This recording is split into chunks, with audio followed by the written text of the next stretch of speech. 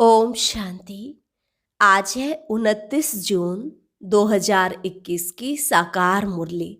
पहले सुनते हैं मुरली के मुख्य पॉइंट्स। बाबा ने कहा, तुम सब पंडे हो, बाप भी पंडा है। ग्रस्त व्यवहार में रहते भले धंधाधोरी भी करो, लेकिन गुप्त रूप से यात्रा पर रहो। अपने घर बार की पूरी संभाल करनी है, ग्रस्त से कभी तंग नहीं होना। फिर कहा, तुम्हें जरा भी तमो प्रधान जिस्मानी श्रृंगार नहीं करना। फैशन भी कशिश करता है ना। तुमको गोरा बनना है एक शिव बाबा से।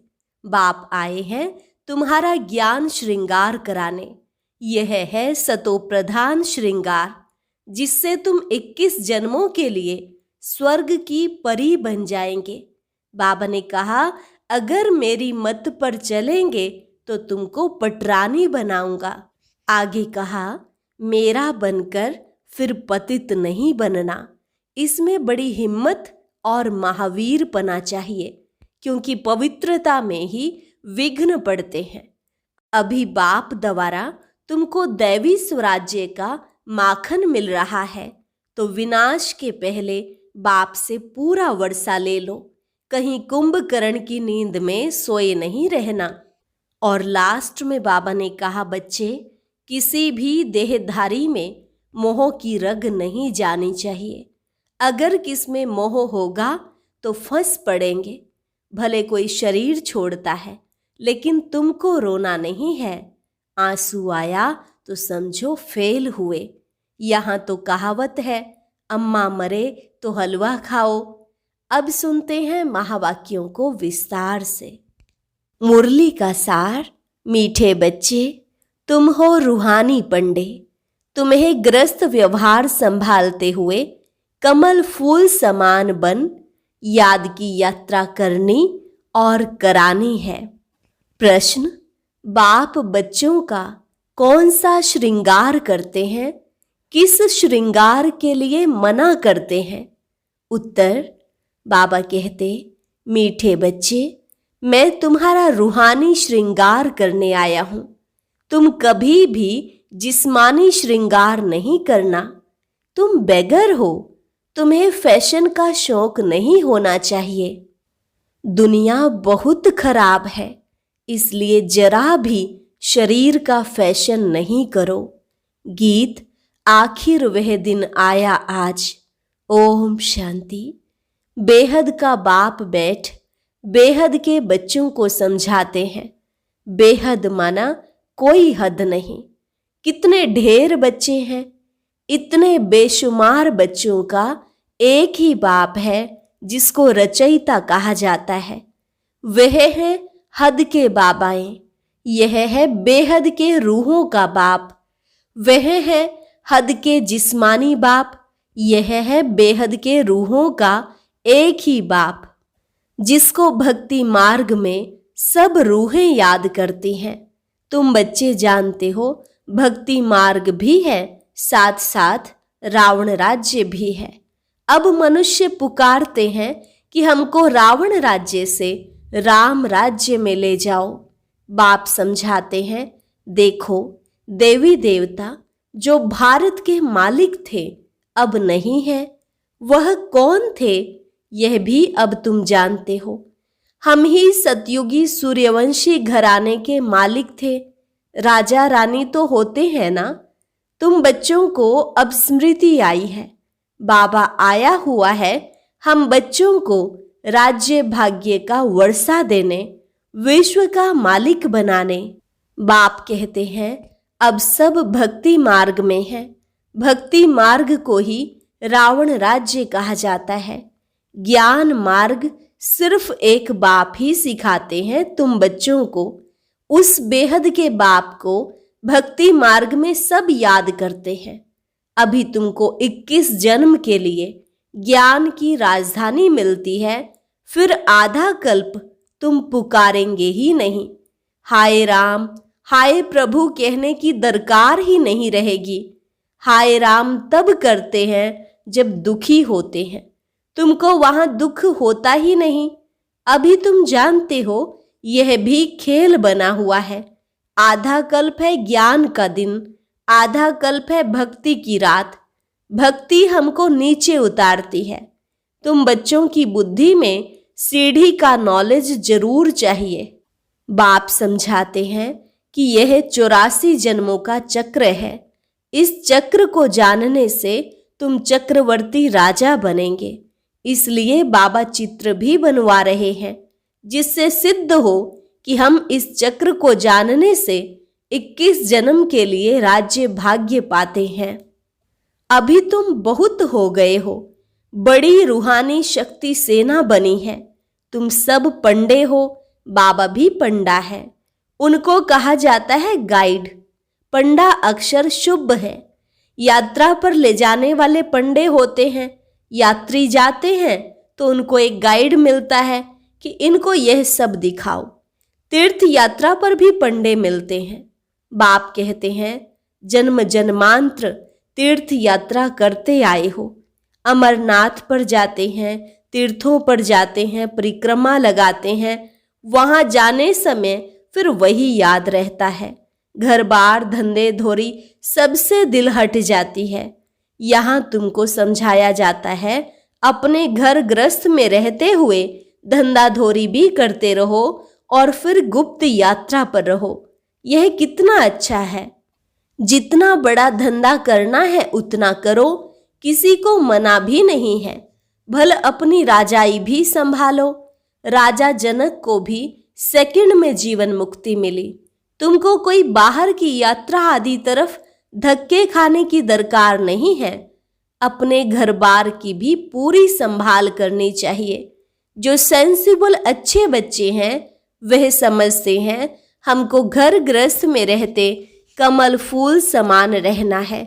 गृहस्थ व्यवहार में तंग नहीं होना चाहिए। कुमार कुमारियां तो जैसे सन्यासी हैं, उनमें विकार है नहीं, 5 विकार से दूर हैं।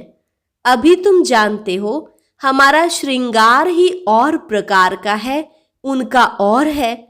उनका है तमो प्रधान श्रृंगार, तुम्हारा है सतो प्रधान श्रृंगार, जिससे तुमको सतो प्रधान सूर्यवंशी राजाई में जाना है। बाप तुम बच्चों को समझाते हैं तमो प्रधान जिस्मानी श्रृंगार जरा भी नहीं करो। दुनिया बहुत खराब है। ग्रस्त व्यवहार में रहते फैशनेबल मत बनो। फैशन कशिश करता है। इस समय खूबसूरती अच्छी नहीं है। काले हो तो अच्छा है, कोई पंजा नहीं मारेगा। खूबसूरत पिछाड़ी तो फिरते रहते हैं। कृष्ण को भी सांवरा दिखाते हैं। तुमको गोरा बनना है शिव बाबा से, वह गोरे बनते हैं पाउडर आदि से। कितना फैशन है, बात मत पूछो। साहूकारों की तो सत्यानाश है। गरीब अच्छे हैं, गांवड़े में जाकर गरीबों का कल्याण करना है, परंतु आवाज करने वाले बड़े आदमी भी चाहिए। तुम सब गरीब हो ना, कोई साहूकार है क्या? तुम देखो कैसे साधारण बैठे हो। बॉम्बे में फैशन देखो क्या लगा पड़ा है। बाबा पास मिलने आते हैं तो कहता हूं तुमने यह जिस्मानी श्रृंगार किया है, अब आओ तो तुमको ज्ञान श्रृंगार कराएं, जिससे तुम स्वर्ग की परी 21 जन्मों के लिए बन जाएंगी। सदा सुखी बन जाएंगे, न कभी रोएंगे न दुख होगा। अभी यह जिस्मानी श्रृंगार तुम छोड़ दो।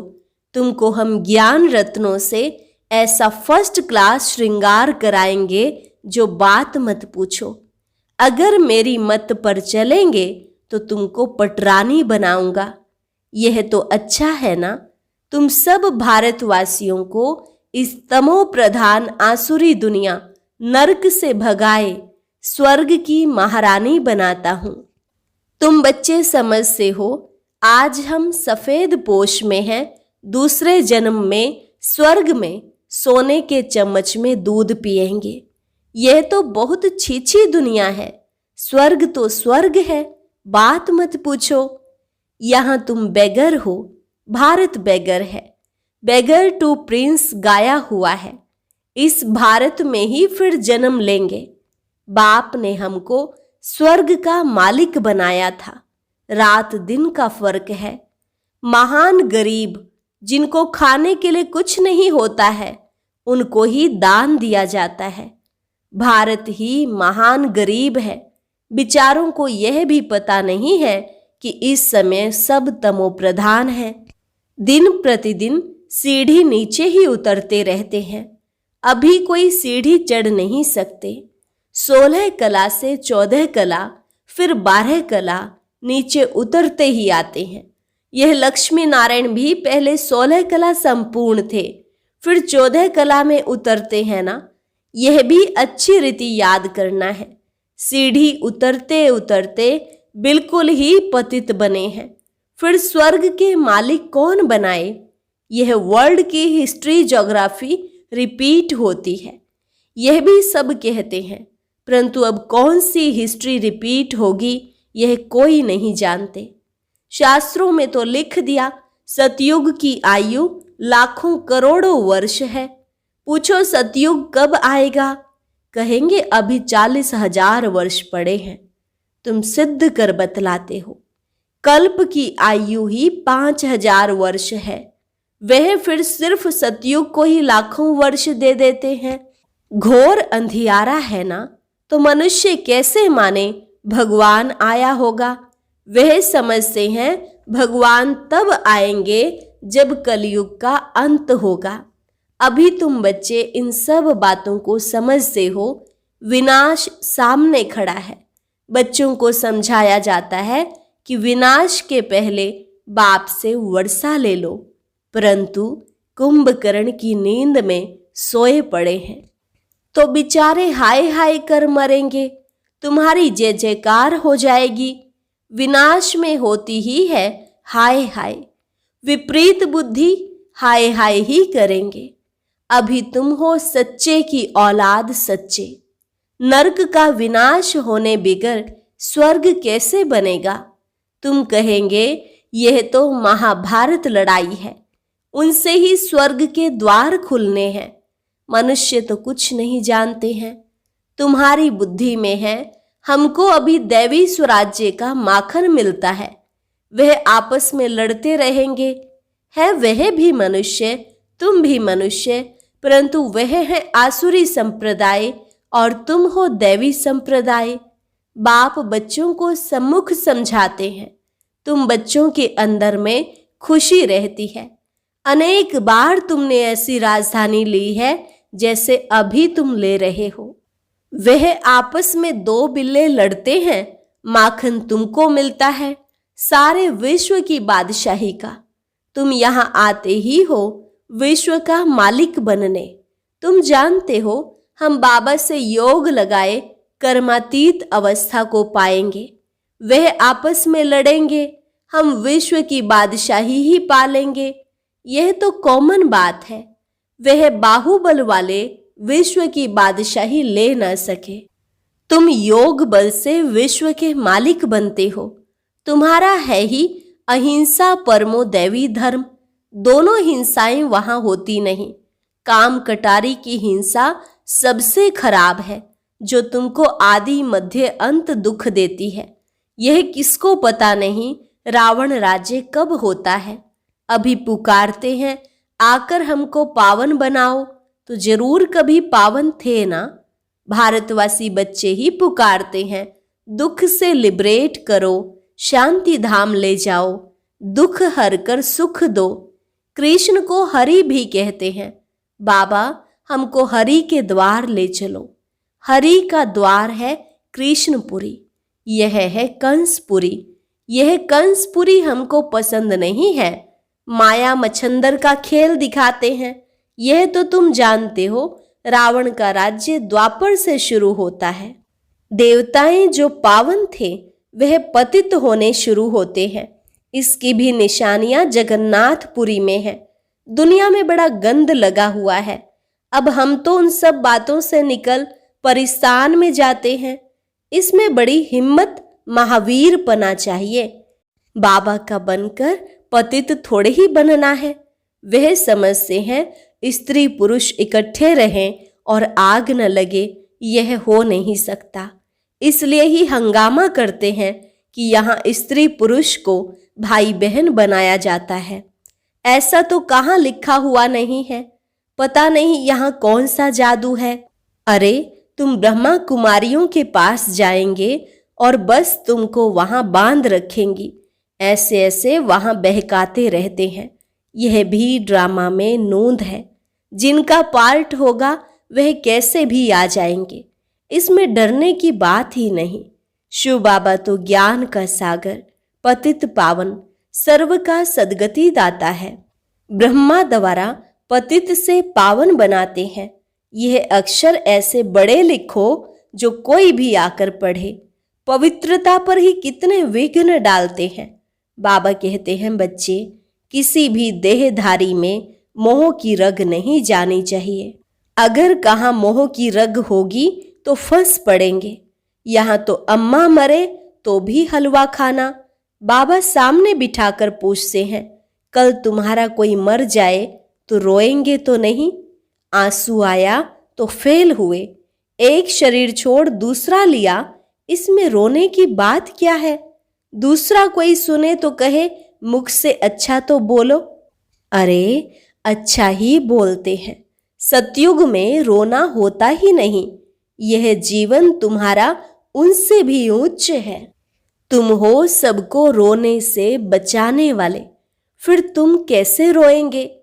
हमको पतियों का पति मिला जो हमको स्वर्ग में ले जाते हैं, फिर नरक में गिराने वाले के लिए हम क्यों रोए? बाबा कितनी मीठी मीठी बातें सुनाते हैं वर्षा लेने के लिए। इस समय भारत का कितना अकल्याण हुआ पड़ा है। बाप आकर कल्याण करते हैं।